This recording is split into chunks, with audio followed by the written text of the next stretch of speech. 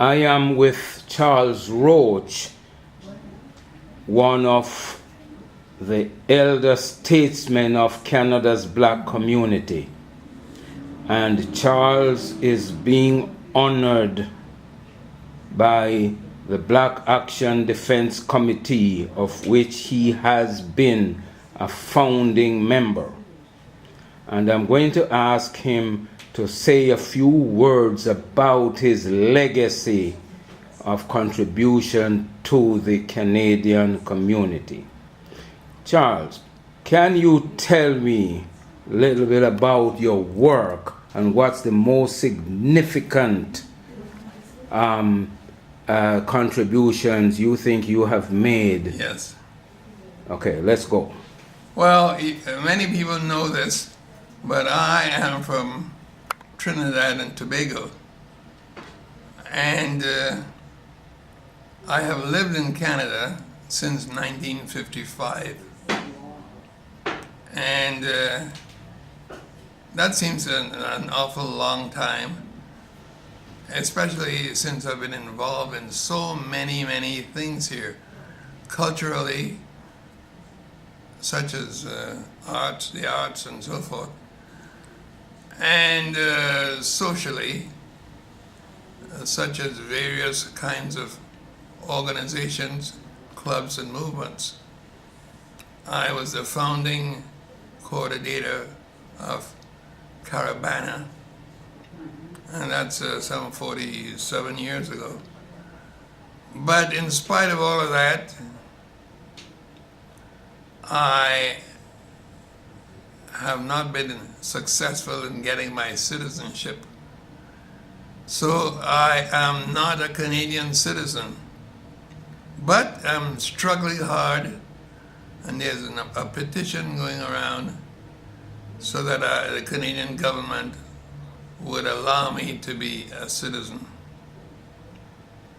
But the Canadian government has refused my application and request for citizenship. And the reason for that is that they want me to take an oath of allegiance and loyalty to Queen Elizabeth II, her heirs and successors. And because of my own beliefs, and because of my strong Pan-African spirituality, it's not possible for me to take an oath of allegiance to those who had conquered and enslaved us.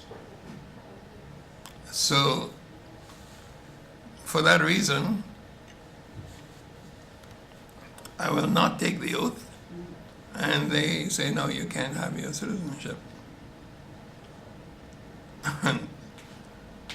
And so it's a great inconvenience because I cannot vote, even though I pay taxes and I have a business. I have 17 employees. I cannot get the rights to vote as a citizen or as a member of the City of Toronto populace. So even municipally, I can't vote.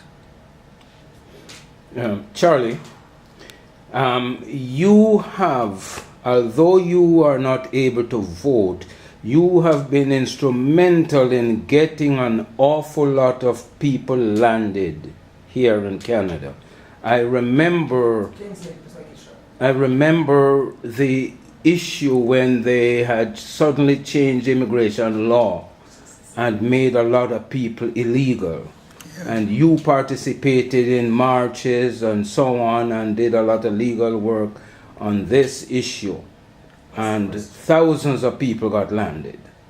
Yes, I discovered way back in 1955 that you really don't have to be a citizen or a city councillor or a member of parliament or hold any elective office in order to have political power. I discovered this from Rosa Parks and the civil rights movement and the black struggle generally in North America. It is surprising that none of these famous people who made changes in our lives held any political office, such as Martin Luther King or Malcolm X. They never ran for or held political office. They just mobilized people. So I learned since my time here in Canada in 1955 that through social action, community action, mobilizing people around issues, you can make significant change without running for or holding office. So in our organizations,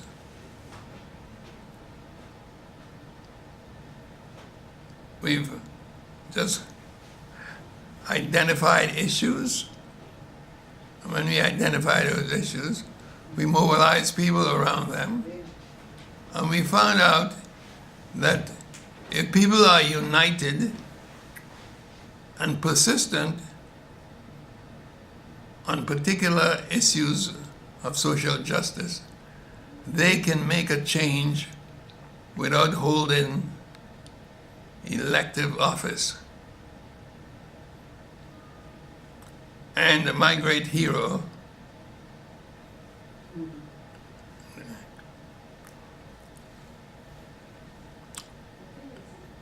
fact, all of my great heroes, whether it be Marcus Garvey or whether it be Martin Luther King Jr., they all were people who were intensely interested in social action, but none of them ever tried to be government leaders in the sense of holding office at Queen's Park, or let's say, or wherever the seats of power are. And that is quite amazing, because they made more changes than anyone who held power in those areas.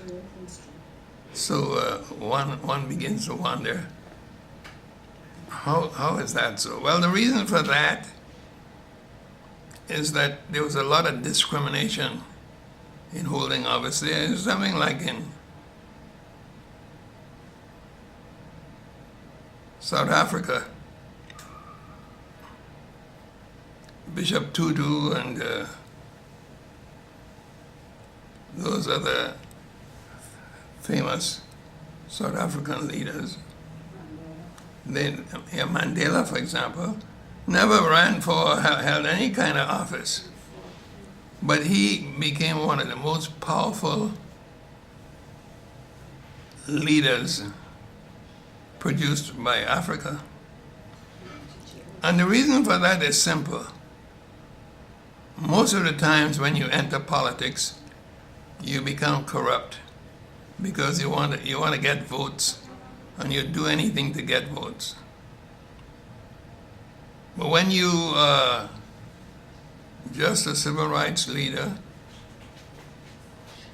you don't care about getting votes for any office, so you can do the right thing.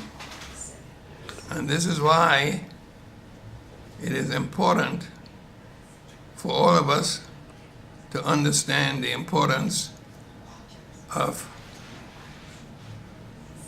community leadership outside of the electoral position. Through your work as an activist and lawyer, a civil rights lawyer in Canada. Substantial changes have occurred. You had a significant role, for instance, in preparing the proposal for a Canadian Human Rights Act and Commission, which you did as legal advisor to the National Black Coalition of Canada. You recall any of those events? Of course. The Canadian Human Rights Commission, which should have been one of the first, followed the Human Rights Commissions for the various provinces, like the Ontario Human Rights Commission and so forth. And those commissions were very important because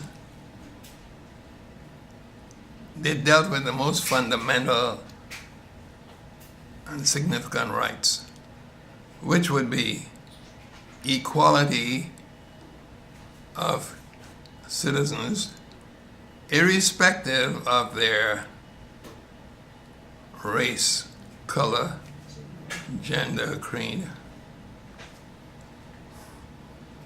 And so my view is there's nothing more important than struggling for the status of all individuals to be equal. And in fact, if you'd ask me, what is the greatest virtue can anyone hope to struggle for and achieve? And I would say the greatest virtue is to struggle for equal opportunity and against racism, and also against imperialism, period. And imperialism is nothing more than having your country or one's country try to impose racial superiority over another country. And this is what Great Britain did over the African nations, the nations of Latin America and so forth. This is what they did. And this is something that many of us turned around and said, look, we have to fight against this. We cannot stand for this kind of inequality.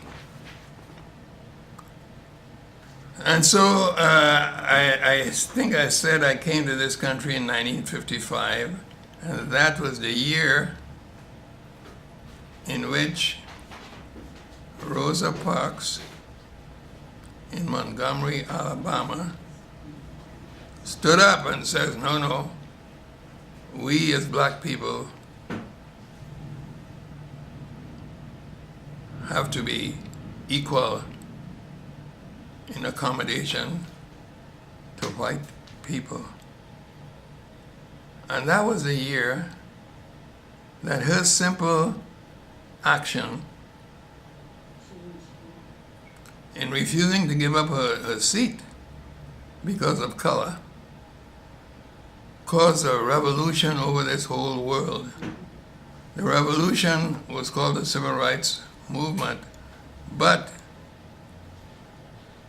in Africa, it was throughout the African nations, it was a movement for equal liberty.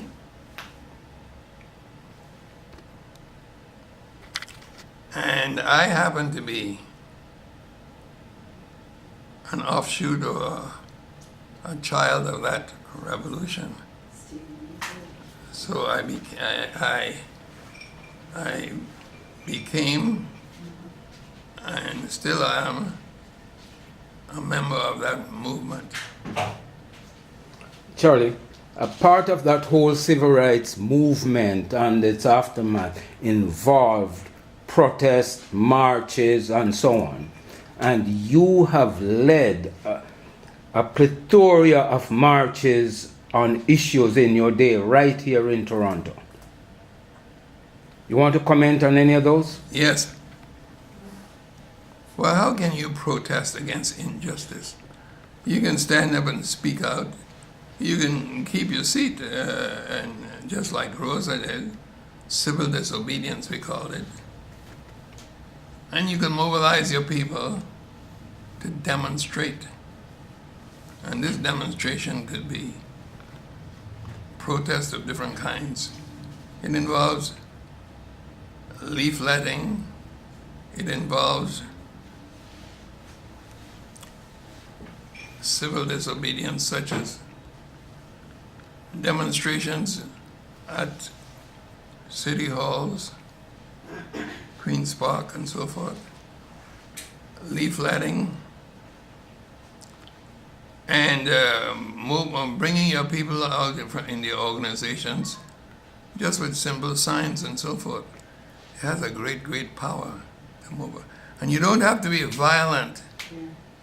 Non-violence happens, we know, to be more powerful in protest than violence, because the violence movement cannot win against the power of the imperial forces who have arms, and they'll shoot you down. That's what happens, huh? Among the marches, Black Action Defense Committee, of which you are one of the founding members, was founded to protest police action. Yes. The biggest thing that Batsy achieved is getting people to realize that police cannot police themselves. They cannot investigate themselves. If you hope to have justice, you have to have investigation that is separate and independent. So Batsy discovered that the meaning of justice is really independent investigation. Batsy fought for and stood up for independent investigation. They thought that the heart of any kind of justice is a fair, independent investigation.